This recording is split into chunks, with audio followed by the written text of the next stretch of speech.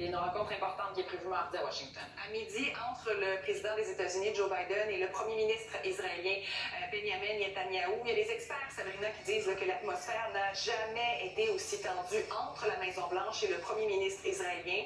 Alors, c'est une visite qui arrive après 9 mois de guerre à Gaza, qui a mis à mal, disons-le, les relations entre Israël et les États-Unis.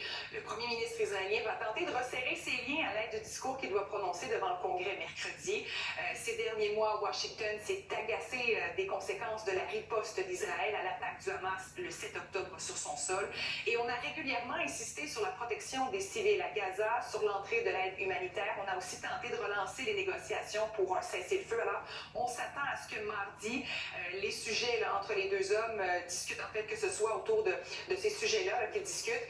Le premier ministre israélien doit prendre l'avion demain pour la capitale américaine. Aux États-Unis maintenant, Donald Trump a repris sa campagne. Une semaine, jour pour jour, après qu'on ait tenté donc, de l'assassiner, Donald Trump donc, s'est présenté hier soir au Michigan avec un petit pansement à l'oreille, encore plus fort qu'il ne l'était avant l'attaque contre lui. Il a d'ailleurs promis un raz-de-marée monumental en faveur des républicains à l'élection présidentielle. L'événement s'est tenu à l'intérieur, dans une salle de 12 000 places, pleine à craquer. Un lieu, il faut dire, beaucoup plus facile à sécuriser, parce que l'ancien président américain a assuré que les événements tragiques de la semaine dernière ne se répéteraient pas et surtout ne l'arrêteraient pas. Je vous laisse écouter un extrait du discours qu'il a livré.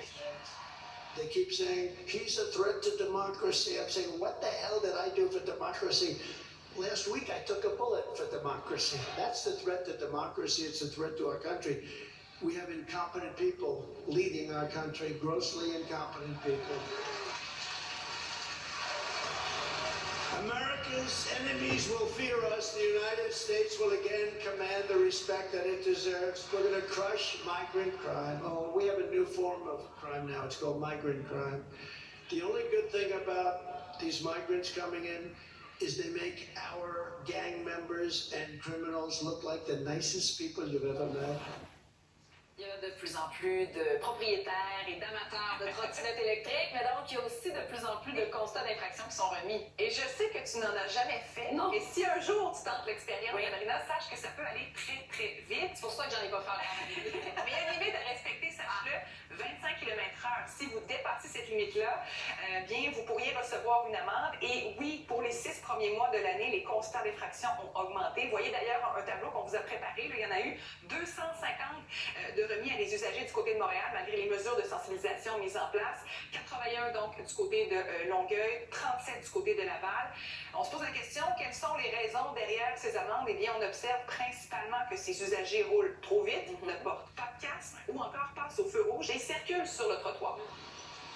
En plus d'avoir 14 ans, ça prend un casque protecteur. On ne peut pas porter d'appareil cellulaire, on ne peut pas avoir de passagers. Et qui à l'écoute n'a pas vu un jeune ado de 12-13 ans sur une trottinette électrique avec son amant en arrière et les deux qui regardent le téléphone cellulaire? Donc, c'est pour ça qu'il y a beaucoup d'éducation à faire et de sensibilisation.